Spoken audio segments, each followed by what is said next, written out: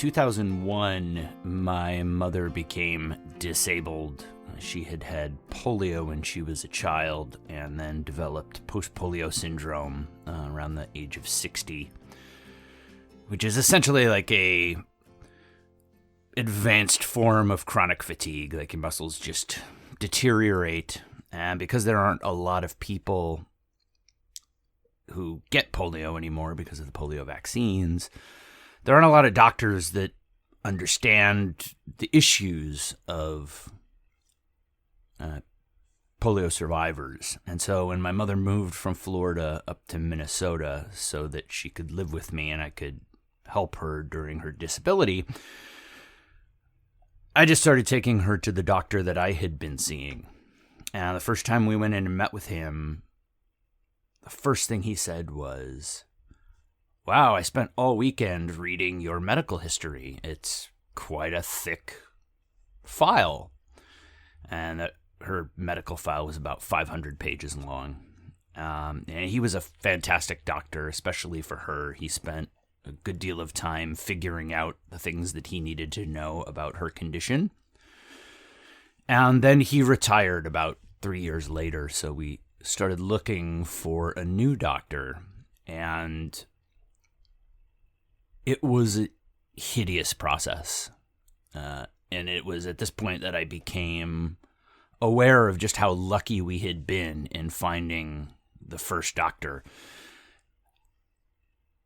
We went through, I want to say 5 or 6 different physicians, and each lasted, anywhere from 2 to 6 months before we started having issues, essentially of them just not spending the time necessary to learn the things that they needed to know about my mother's condition because it was so rare.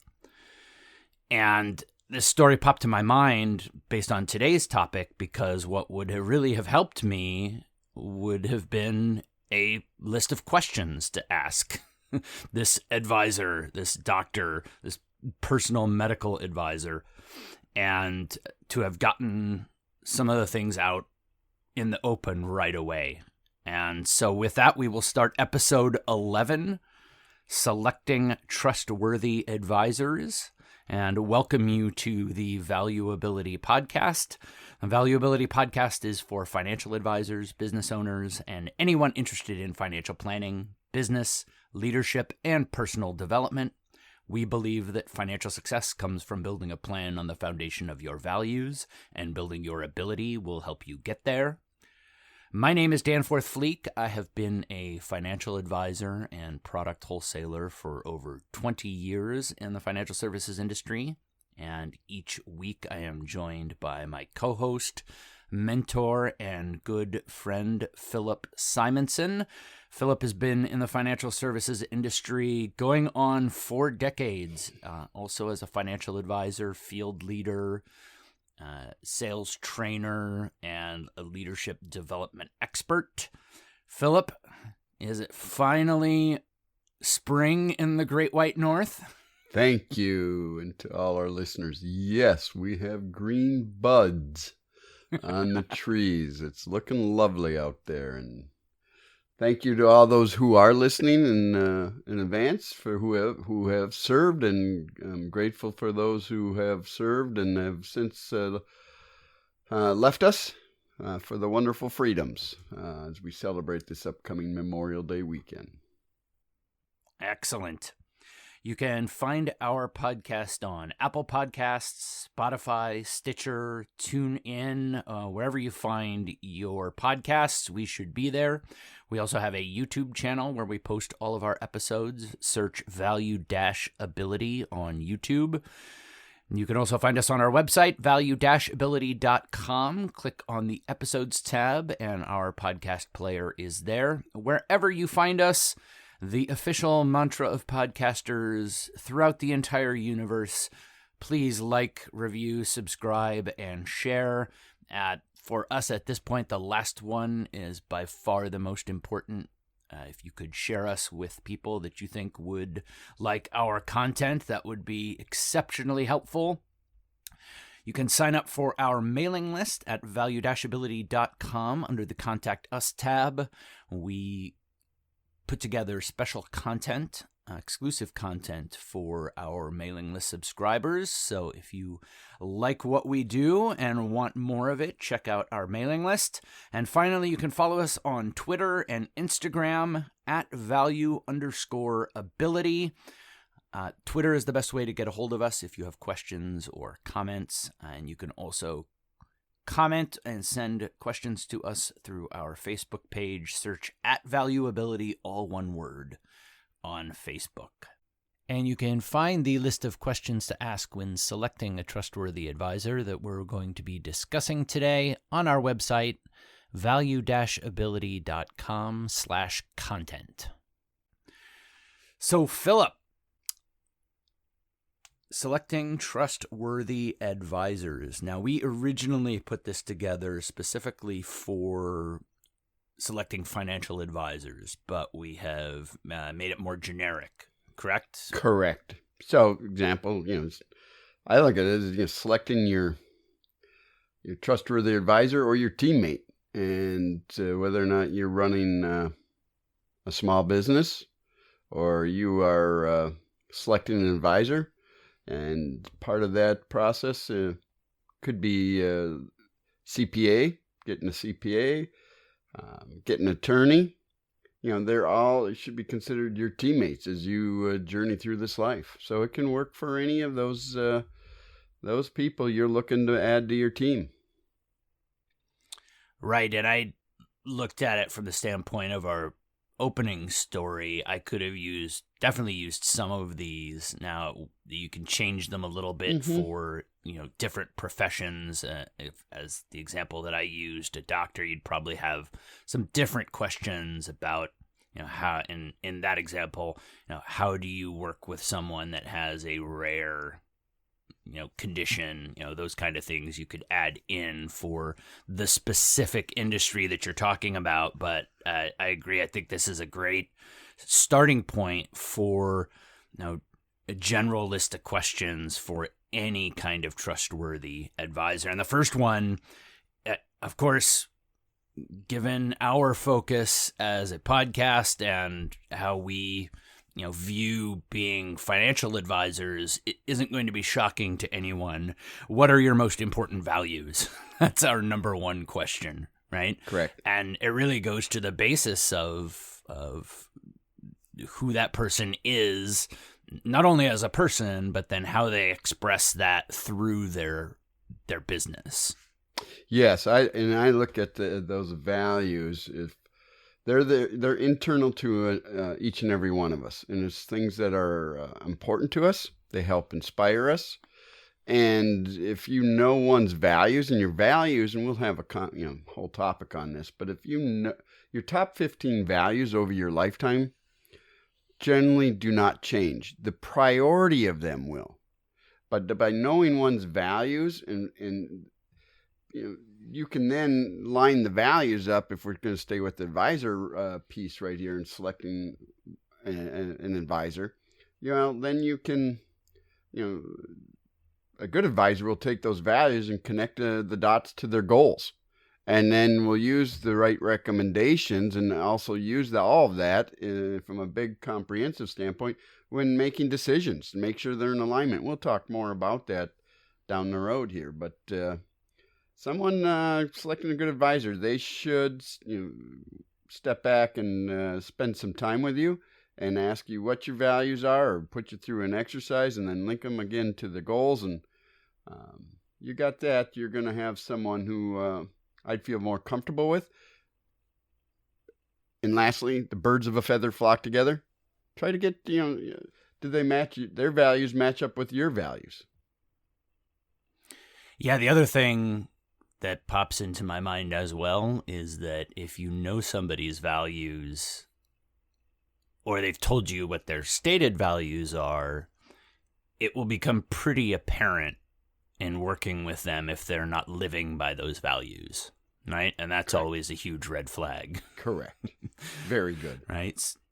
So moving on to the second, what do your clients say about you? So this is essentially similar to the questions that you get asked in the psychological profiles, right? When you're taking like a sales aptitude profile or a personality test profile, it's essentially a self-referential question. So you're getting two sets of data, right? You're getting what the person thinks of their clients, but also looking back at themselves, right? And so it gives you that external look of what they're thinking about themselves as if they were looking at themselves from their client's viewpoint. So it really does give you an idea of the important things, because the things that they pick out are going to be things that they feel are important, right?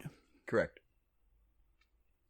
And I look at this, Dan, too, a couple different ways. Piggybacking on to what you said, I want to see if they're consistent with how they view what their clients are going to say by then asking them for references of their clients that I can call, and I want to see if they're matching up or if there's inconsistency. That's a great point. Secondly, this is another, this question here, you're for instance, your mother's situation. So, doc, what's your client say about you? Might not be the right appropriate question, but you can slide for number 2, replace it with, something like this. Doc, can you tell me, or describe, I wouldn't use this, but I'm going to back up. It's a STAR technique. Describe a situation or task and what was the action result. Doc, how many patients do you have similar to my mother situation here? And what actions did you take, and what are your results? Right? Because past behavior is a good indicator of future behavior, and that's what I'm looking for. And when I'm looking for a expert, story here, Spencer, our oldest, 11th grade, I believe. I think it was, 11th grade or 12th grade. We're out in Montana.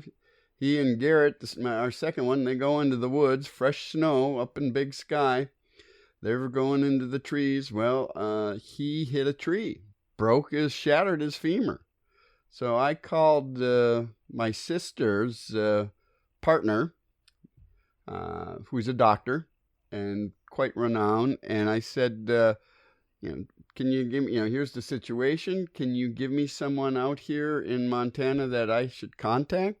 And I'm not looking for bedside manners. I'm looking for competency, and when I look for that in competency, I'm looking for that ability, Dan, and what's their recent relevant successful experience versus bedside manners. Sometimes it's nice to have the personality, but at the end of the day, I want results. Yeah, and so as an example, if I had asked the doctor, do you have any other patients with post-polio syndrome? Do you have any experience with it? No. Okay, well then, do you have any patients that have extremely rare conditions, and how have you dealt with learning about that? So you can alter these questions as you're going through the situation to fit exactly what's going on in that situation and fit exactly the specifics of that industry and those kind of things. So question 3, provide me an example of doing what is best for a client. Now, obviously the doctor, that's built into their entire Hippocratic oath, is always doing the best thing. So that doesn't perhaps continue that analogy, but in any other kind of situation. Now, this is obviously in the financial services industry a huge deal right now with the best interest regulations and, fiduciary rules and things of that nature. And I love this question because it really goes to the heart of, hey, when the chips are down and you have to make a choice between something that benefits you and something that benefits the client, how do you react? And this is one of my favorites of the questions. Yeah, very good. The other piece, I'm going to take a little different twist on it. And another way I take to look at this particular question is, I'll give you an actual example. Advisor I taught the values exercise to. And we'll just say first name, Bruce. He's too calm advisor in the marketplace. He had a client call him up. Client's at a car dealership. He's looking at a Porsche. Great price. He's all excited about it. Boy, I can tell you, the dopamine's been released. He's his brain's got a high emotional state, and he wants to buy it, and he wants just to reconfirm with Bruce. And Bruce said, well, just asked him, and he used what you and I have come to learn, Dan, is the 4 R's, and he just reviewed the 4 R's with him. And the first one is he just recognized how he was feeling, etc. So it touched the heart. And then he said, well, let's reframe this and let's look at this from what your values are and have they changed. And one of your key values is family. And as we talked about and lined that up with your value here is to make sure the daughters have a higher education. Now, just running the numbers quickly, can you afford the Porsche? Yes, you can afford that $80,000 car. However, that's going to take money away from achieving your goal of funding your children's education. So what's more important to you right now? Drive fast. It's a Friday afternoon. That's a joke for later. Yes, drive fast. So, and he drove fast. He actually did. He just waltzed out of that dealership and he made a good decision. And he kept the money and applied it towards his children's education. That's what's doing best for the client as well. Absolutely. Question 4, what is an example of a time when you or your staff dealt with a mistake? I particularly like framing this question as if the advisor has staff, if they're not a one-person shop, in terms of the staff, because that also gives you 2 pieces of information, right? First of all, it gives you the information about how do you as an organization deal with mistakes. But secondly, it also will give you that bit of information is how does this professional deal with their staff? And like many things about personality, I find that the way a professional deals with their staff often denotes their underlying personality. If there's a person who's being super nice and polite and courteous to me, but I hear them being short or, not particularly polite to their staff, it leads me to believe that the face that I'm getting is fake. And so I really like paying attention to that aspect of an organization because, as you've taught me, I prefer to work with people that see themselves as the servant leader. Right. And, the person that's out there to make their staff better, make their staff look good. Now, I ran into this as a wholesaler. It wasn't your staff per se, but, your internal wholesaling partner is the team that you have to call on financial advisors. And often my internal would be the one to get abuse if something was going wrong, especially operationally. And there were times where I would have to call an advisor and say, hey, look, this person who's my internal partner doesn't get paid big bucks. I get paid to get yelled at they don't get paid to get yelled at. You need to yell at me. If you're going to yell at someone, I understand that you're mad and you need to yell at someone, but that someone is me, right? And I always wanted to focus that back on me from that standpoint. But that's watching those things is, to me, always indicative of the person's underlying personality, how they treat their staff, how they deal with their staff. And so then the follow-up question might be, if you get that situation, is then how did you deal with the staff person that made that mistake? You know, one of my very first professional big mistakes when we were working with Nate back in the financial network days, and I inadvertently sold a warrant when I thought it was a stock, and the stock went the wrong way, and I want to say it was between $10,000 and $20,000 loss, and I wasn't making much more than that at that point. I literally was up all night, worried that I was, came in and I'm like, Nate, I made this mistake. I'll pay you back. And he just looked at me and he said, okay, what did you learn? And I said, well, I learned that I really need to verify that all of the things I'm selling are actually stocks. All right, don't do it again. And sent me out. That was just a huge learning for me in terms of how to treat people when they make mistakes. That I had lost him this big chunk of money, and what he focused on was what did I learn out of the situation, not on the monetary. So those type of relationships always are what I focus in on from my standpoint. And so when I'm working with an advisor, I want to see them having those same kinds of relationships with their staff. And that was over 20 some years ago. So that $20,000 mistake, if you've listened to any of our earlier podcasts and the rule of 72, it's big money. So it was a lot of money back then. So now you bring up a couple points I want to emphasize here. What I particularly look for here is in it's two words. When a mistake's been made, do they take the first word, personal, second one, responsibility. Personal responsibility. To me, it's one of the things these are two words that are missing in today's society for the most part. And what I want to see here is, yes, I'm going to own this mistake. I'm going to right the wrong from this mistake. Here's what I've learned from it.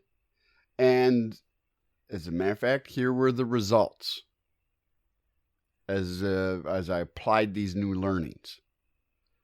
Because some people, when is it safe to forgive? I'm going to digress a little bit here, but it's kind of the same thing. If you don't see the people admit that they made a mistake and they try to right the wrong, well, then it might not be safe, for you to take this advisor or this teammate on board, because they're just going to play the blame game.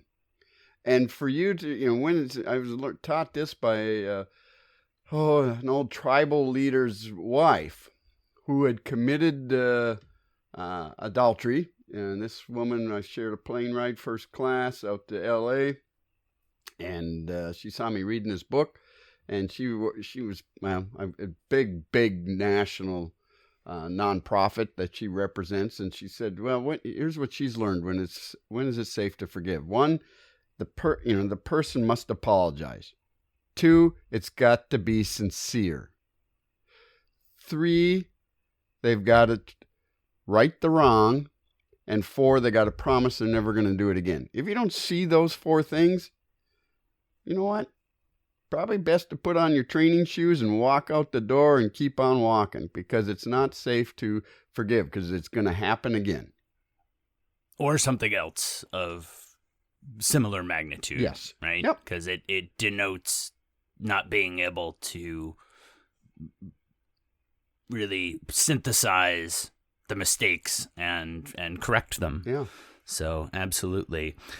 Question 5, how do you deal with a difficult client? Also, another great question.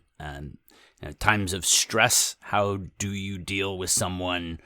Now, Some people might think of this as telegraphing, hey, I'm going to be a difficult client. So how are you going to deal with me when I get difficult? But there are times where you need to be able to challenge your trustworthy advisors, and they may perceive that as difficult at times. And so knowing that they have the right set of emotional characteristics to deal with you.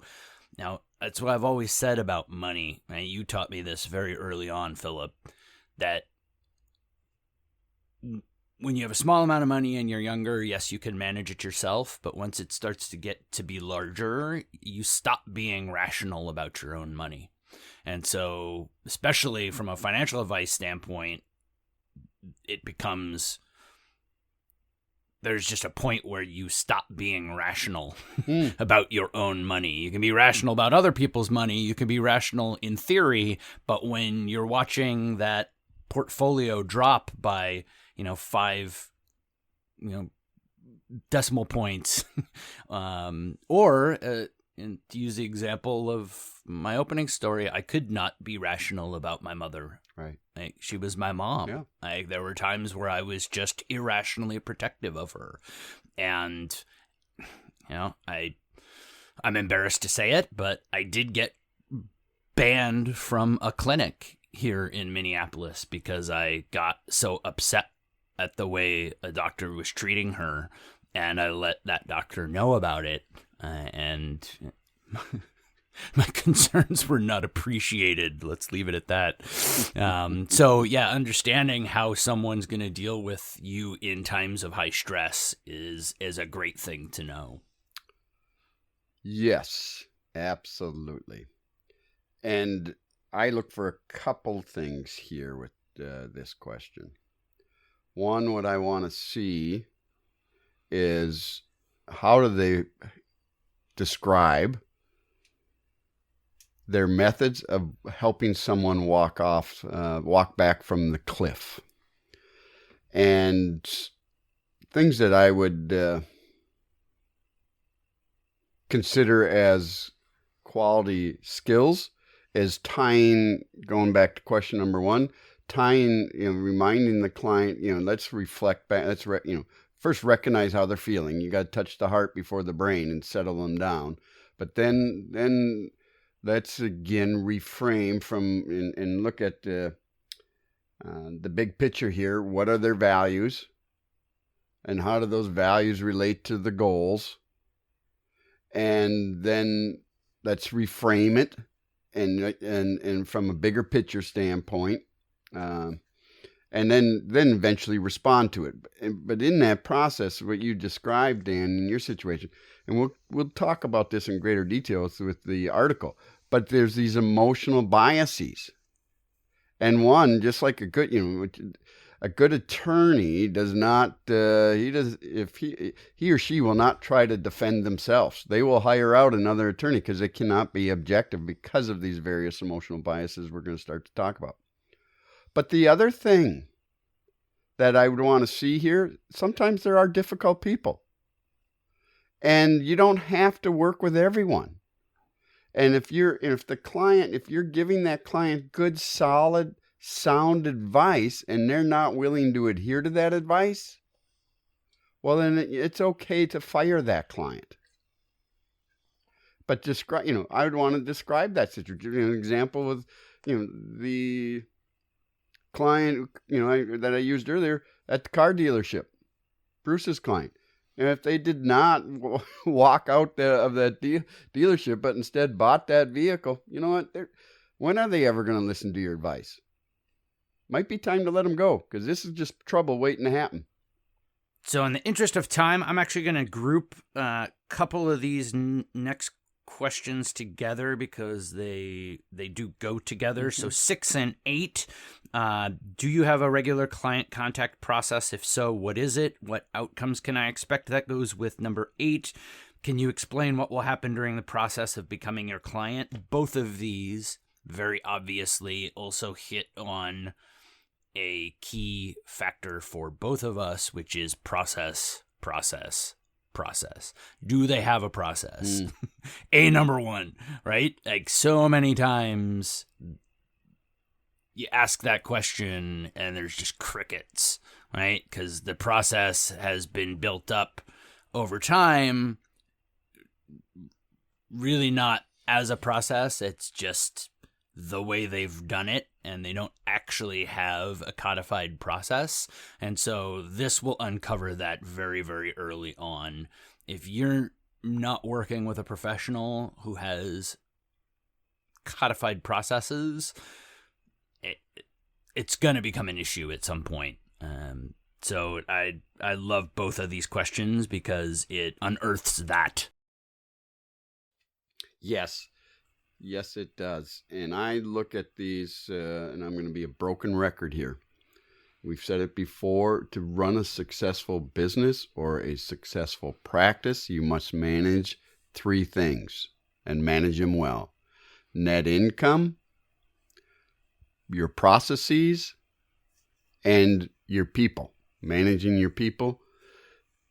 This one of the key things I look at here in having them describe their client review process, I would hope they would tell me when we do our annual review, here are the 3 questions we will have answered by the end of that review. 1, we'll go over and we'll anchor, where was I when I first started working with you? 2, where am I now against those goals?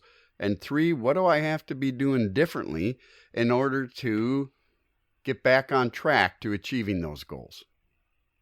I would want to see that, that those 3 questions answered in a review process.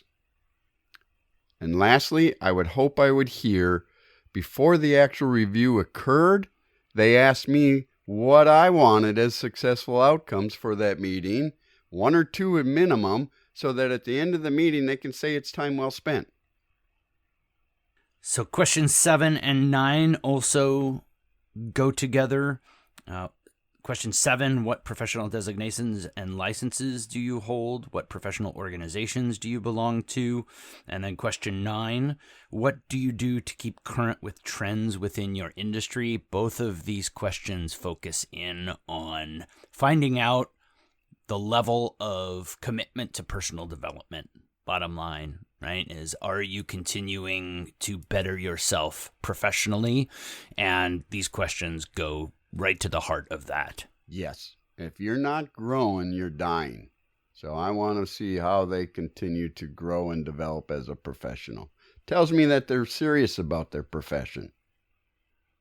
Well, in most professions, it doesn't stay the same. So you don't want a CPA from 1965. You need a CPA from 2020, right? Like, we talked about this the other day, right? People think of the tax code as static, but it's really not. The tax code has changed drastically since 1996 when I got into the business. Since hell, excuse my language, it was 50% when I started federal tax bracket. That's 82. It changes almost every other administration. Right.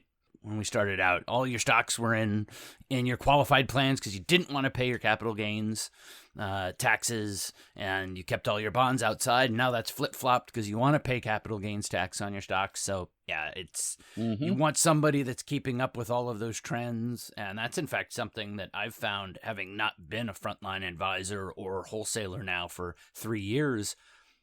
Man, you get left in the dust pretty quickly. Like as we've started this podcast, I've started, reading things again in the industry, and lots of things changed that I had not kept on top of just from not reading articles on a daily basis. So, yeah, with that, we'll go on to our very last question, and maybe the most important, but it definitely is a great one to finish with.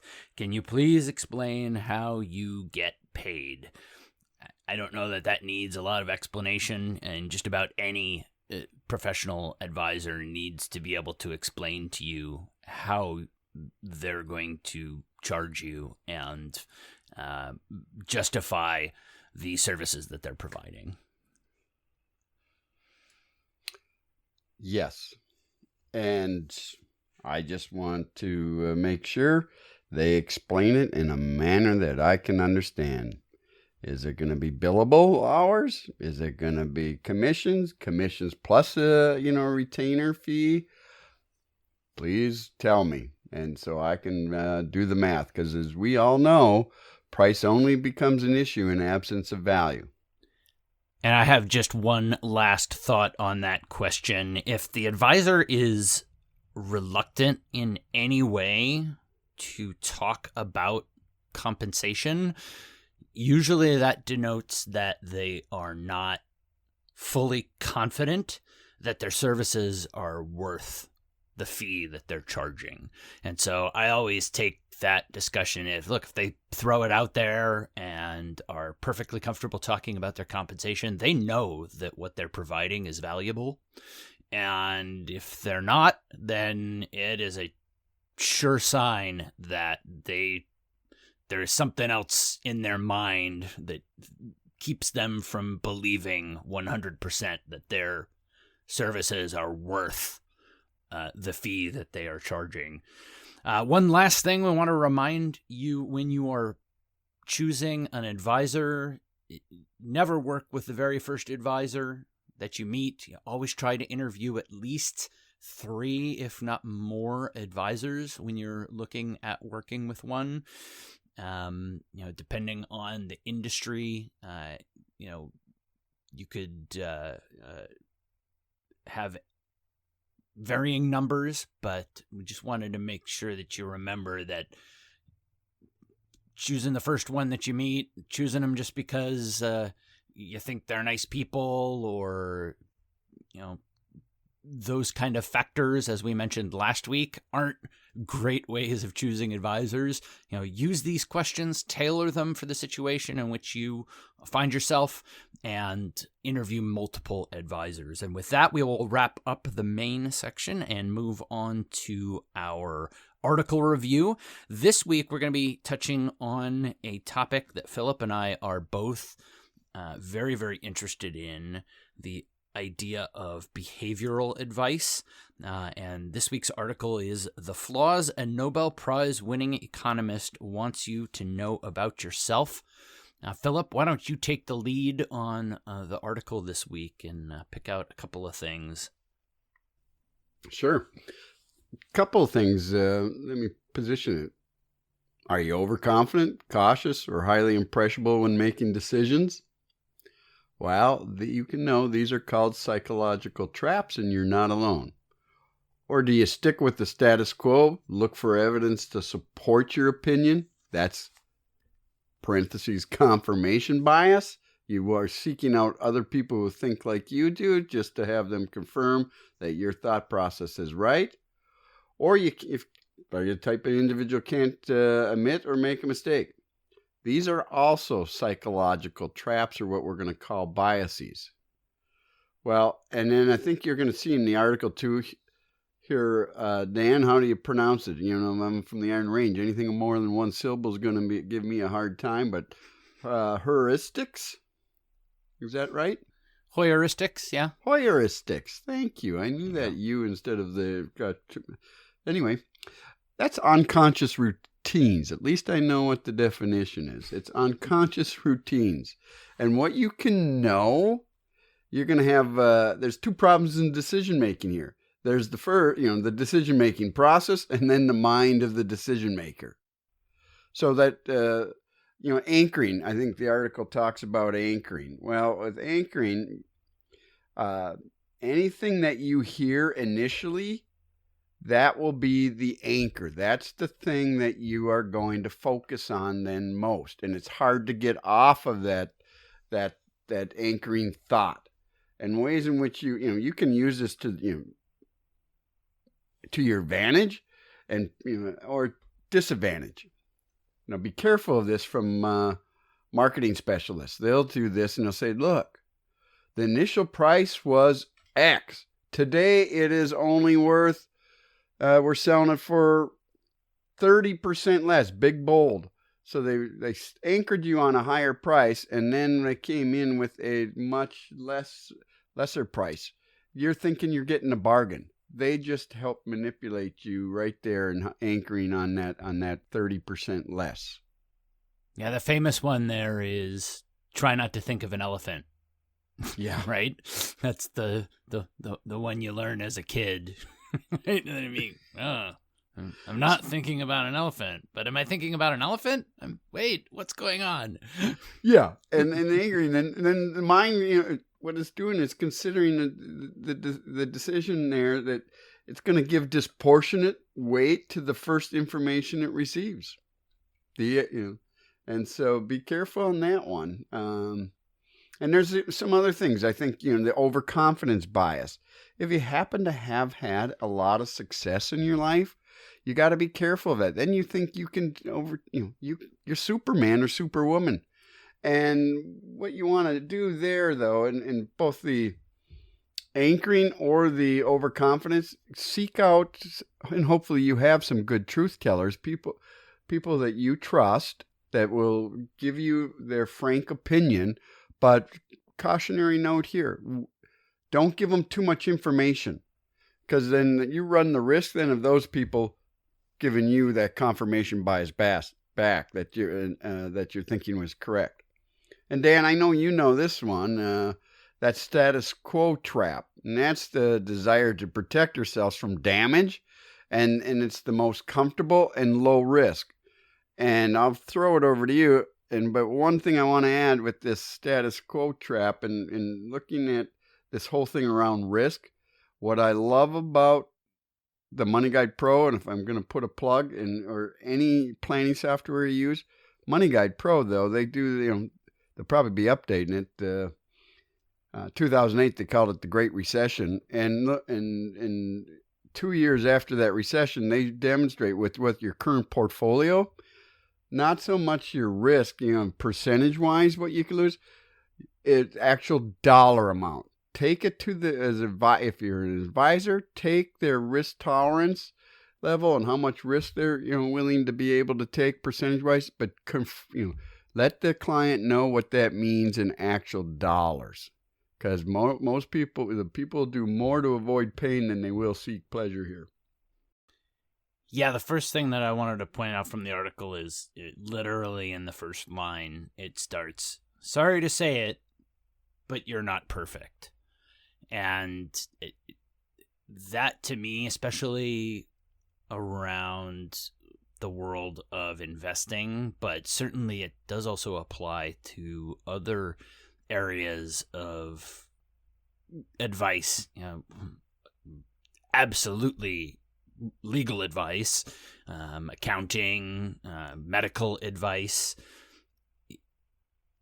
These biases exist, and pretending like you don't have them, even if you are a very reasonable person, and even if you're looking for them, you can still fall victim to them. I am constantly trying to evaluate my own biases, and I still catch myself.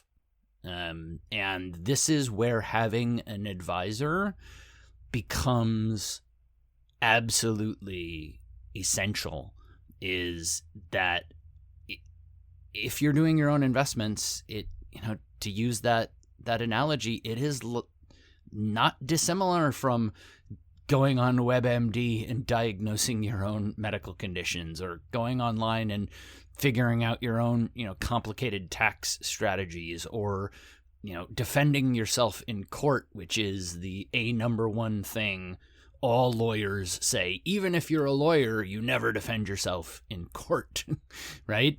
And we learn that as financial advisors, that, hey, you, as a financial advisor, you should have a financial advisor. Just because you know a lot about a subject doesn't make you exempt from these biases. And that is something that I think is just incredibly important to remember.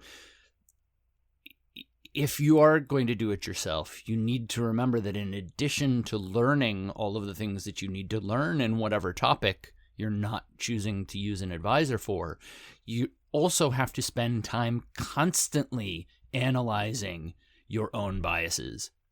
And in the investment world, that's the first thing I always ask people that do their own investments is, okay, well, do you keep a journal?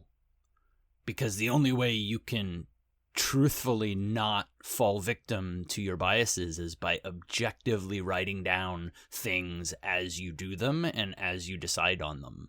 And so one that they don't mention here is the positivity bias. And that positivity bias in investing is you forget your bad trades and you only remember your good trades.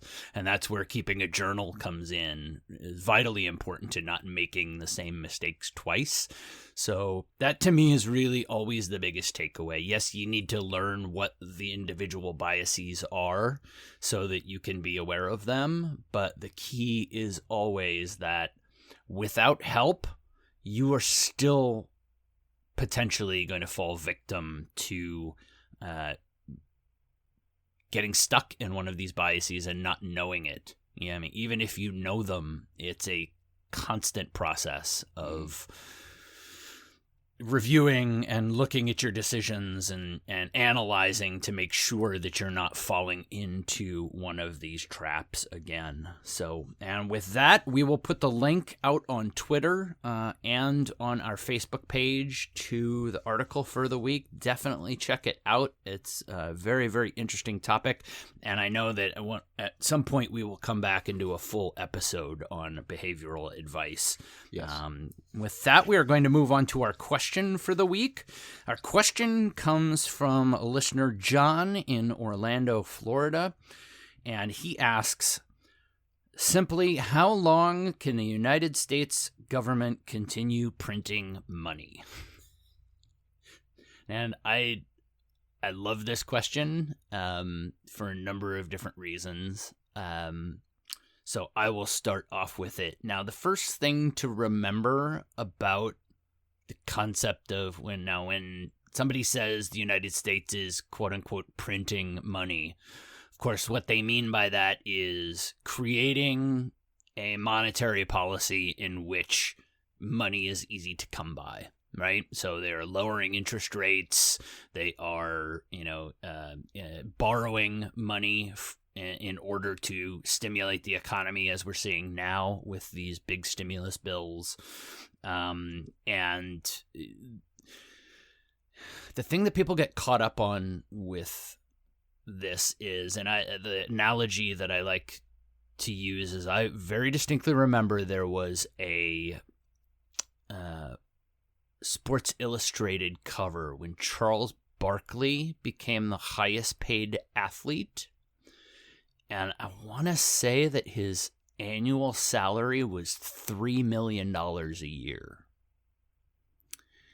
Now, fast forward to someone like Alex Rodriguez, who is getting paid in excess of $200 million a year, right? So my point there is everything is relative, right?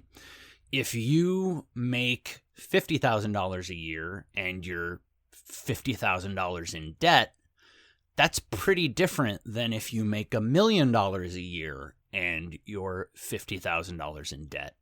So relative to the United States, our debt is only really important relative to the amount of economic activity we have, our gross domestic product. Now, I just saw a chart that it put a dot where the coronavirus crisis is going to put us. It is about double where we were before the crisis in terms of our debt relative to our percentage of GDP. We are still about a third beyond below where we were at the depth of World War II. So while many people use this time frame to say this is unprecedented, and absolutely it is unprecedented from a peacetime standpoint, it is not entirely unprecedented. We have gone through a situation where we have been more indebted, but of course that was during World War II, so the very different circumstances. But so the bottom line is we can essentially keep going until our creditors stop buying our debt. That's really the cutoff point, right? Is when other countries say, we don't want to purchase your debt anymore. So when is that? Look, I am not an economist. I'm just a simple financial services guy. I don't think we're all that close, especially from the standpoint that this isn't just simply a situation that we are facing. This is a global situation. So the situation is changing relatively similarly for all nations right now. If you look at what Germany is doing and what England is doing and, what other countries are doing to keep their economies rolling, it's very similar. So not only is it not completely beyond the realm of what we've ever seen, it's also not completely beyond the realm of what everyone else is doing.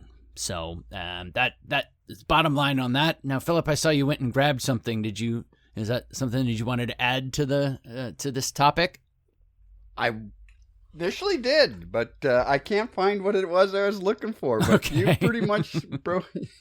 There was an actual formula I read. When does printing money become an issue? And it's a relationship, the formula, to your gross domestic product to the Right. actual debt ratio. And we are, bottom line, what I read this morning, we are in still good shape here. Yeah, I mean, it's definitely, from a peacetime standpoint, it is absolutely unprecedented. But again, it's unprecedented for everyone in the world. Mm-hmm. So as my good friend, former colleague in wholesaling, Mark, said, we're still the prettiest looking horse at the glue factory, right? That's brilliant. I thought you'd like that one. That's very good. That is so true. So true. And the main thing, well, not the main thing, I would have just encouraged people who do get those stimulus checks and go out and spend that money. That's what it's there for, to get the economy going. And people who are listening who are retired, oh, geez, we're giving all this money away. Well, yes, we might be, but you better hope and pray that these people spend it, because you know what? They're the ones giving you your Social Security. And by the way, I'm 62 going on 63, not taking Social Security yet, but I do want that younger I want this economy to keep going, and I want to create a healthier environment for our people younger than me, next generations, so they can compete in this world, because that's what continues going to help fund my retirement, my golden years. Absolutely. And so with that, we will wrap up for the week. If you have any topics or questions you would like us to cover in a future episode, reach out to us on our Twitter account at value_ability, or you can reach out to us on our website, value-ability.com. Click on the Contact Us tab, and there's a form there where you can send us a topic or question. You can also find us on Facebook, search at Value Ability, all one word.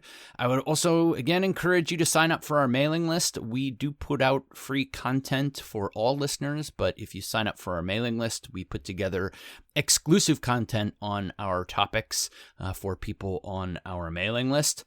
Wherever you find us, please like, review, subscribe, and share. Again, sharing right now is the best thing you can do for us. Tell friends, family, other people. If you like our content, let other people know about where to find us. Next episode, delivering tough messages. We are going to talk about how to work managing telling people things that they don't want to hear. We've mentioned a couple of different times that good advisors are willing to tell you things that you don't want to hear. So we are going to give you some tips on how to do that. As always, thank you for listening. Join us next week, and remember that financial success comes from building a plan on the foundation of your values, and building your ability will help you get there.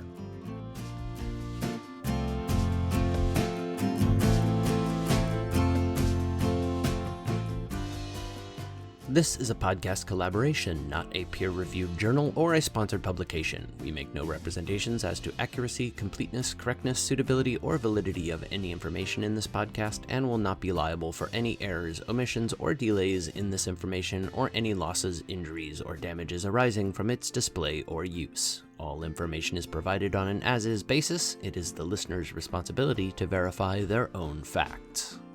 You should be aware of the real risk of loss in following any strategy or investment discussed on this podcast. Strategies or investments discussed may fluctuate in price or value. Investors may get back less than invested. Investments or strategies mentioned on this podcast may not be suitable for you. This material does not take into account your particular investment objectives, financial situation, or needs and is not intended as recommendations appropriate for you. You must make an independent decision regarding investments or strategies mentioned on this podcast. Before acting on information on this podcast, you should consider whether it is suitable for your particular circumstances and strongly consider seeking advice from your own financial or investment advisor. The views and opinions expressed on this podcast are those of the authors and do not necessarily reflect the official policy or position of any other agency, organization, employer, or company. Assumptions are not reflective of the position of any entity other than the authors, and since we are critically thinking human beings, these views are always subject to change, revision, and rethinking at any time. Please do not hold us to them in perpetuity.